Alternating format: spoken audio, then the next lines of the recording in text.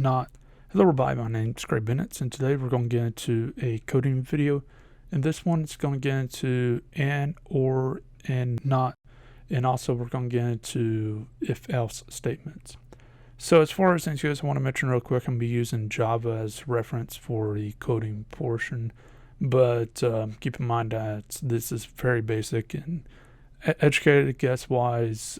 I think about 95% of any code is transferable to everything else. It's just a matter of syntax and a few basic things. It's fairly easy to learn coding if you learn one language pretty well. So as far as that goes, let's jump on in. If you go into electrical engineering or something like that, you might have heard of and, or, and nor gates. And the same thing happens in coding. So with and, what is that? Basically what happens is if you got A and B is true, then the final answer is going to be true. However, if A or B is false, then the final answer is false. For electrical engineering wise, this might be useful for something like, say for example, if something goes towards the fan, maybe you got a circuit where it powers up the fan and it loops around and it goes to the AND gate, and then the other side it goes from the power supply and powers up everything else and whatever. Well, if the fan's not working, then the let's say A, for this example, is not going to be true, but everything else on the other side is working. So from here, basically it says, all right, I'm going to give a false. This tells the overall computer, hey, the fan's not working, but everything else is. So alert the user or prepare to shut down the computer. So something like this. There's actual good examples with this and good reasons why you'll use it. It's a very common thing to put into a circuit. So anyways, as far as that goes, there's that. Now you have or, and what is or? It's basically if A or B is true, then it's true. If A and B is true, then it's true. But if A and B is false, then it's false. This is fairly important to note because the only way you're going to get a false here is both are false. So with a not, if the answer is true, it switches to false. If the answer is false, it switches to true. And this can be highly useful if you're actually trying to do a AND gates and then followed up with a not. And what it will happen is if the AND is true, then it switches to a false. If the AND is not true, then it switches it to a true. In fact, that's what the in electrical engineering, that's in and, or you might have in or, and it just flips whatever true they have to a false and false to a true. So with Java wise, how would this look? Basically with Java, you'll have two and signs, and basically that for logic wise is considered as a and. So basically let's say that if 5 is greater than 2 and 5 is greater than 1, if both of those are true, then the final answer is true. If 5 is greater than 2 and 5 is the statement says 5 is greater than 6, then it's false because one of those statements are false. It's fairly important because let's say, for example, if username and password type of stuff, what would end up happening is a username might be true, but the password might be false, so it will kick off a false. So both the username and password has to be okayed. So just note that. But as far as that goes, let's go into the or.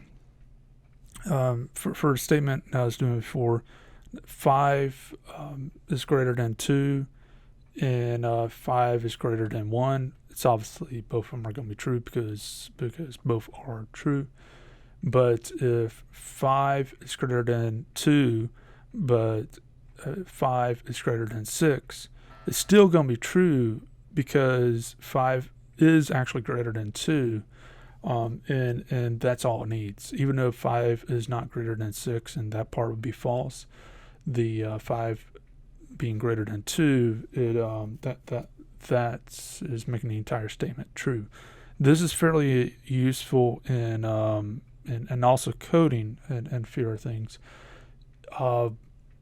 It's simply if you don't want to have something so strict for the user, a or statement is fairly useful. So and then we got not, and basically if 5 is greater than 2, which the obviously it is, the answer is going to be false. But if you say 5 is greater than 6, then the answer is true.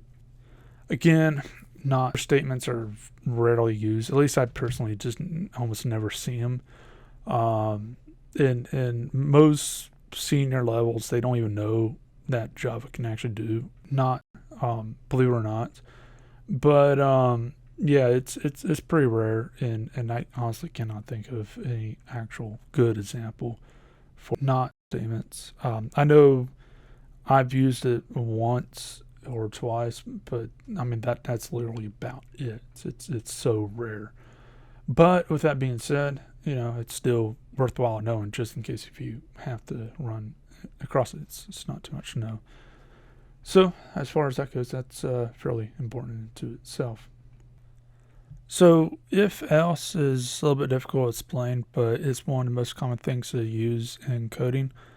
And to best explain it, basically, if 5 is greater than 2, then make a block above the statements blue.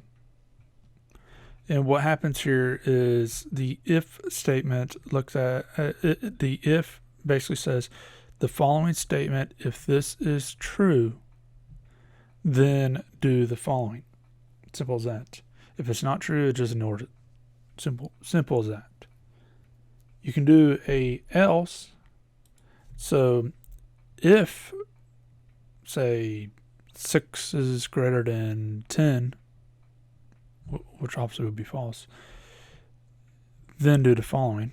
In this case, say make the block above the statements blue, else make the block above the statements red. So,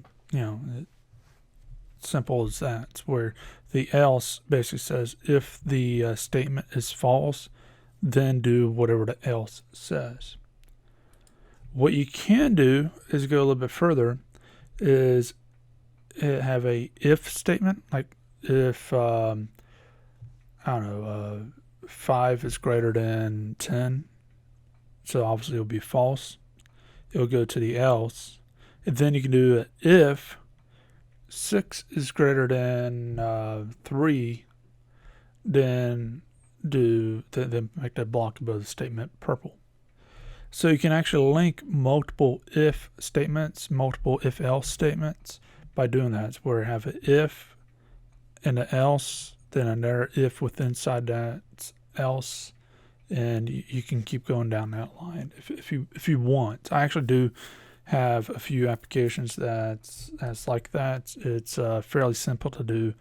However, it's not common to see a long chain. You might easily find if else, probably about a chain of 5 ifs, but it's not too common. Especially the longer it gets, it gets less common. However, in some cases, it's necessary, and if it works, it works. Who's to knock against it? But with that being said, that's something to note. Is the if statements? It looks at the statement to see if it's true. If it's true, then it does the following action. You can put it else, and it does this other action if the statement is false. Simple as that. But anyways, as far as that goes, If you got any questions, anything else, then let me know, and I'll try and answer as quickly as possible. And feel free to leave a like, subscribe, share, and I'll see you next video. Hope you have a great day.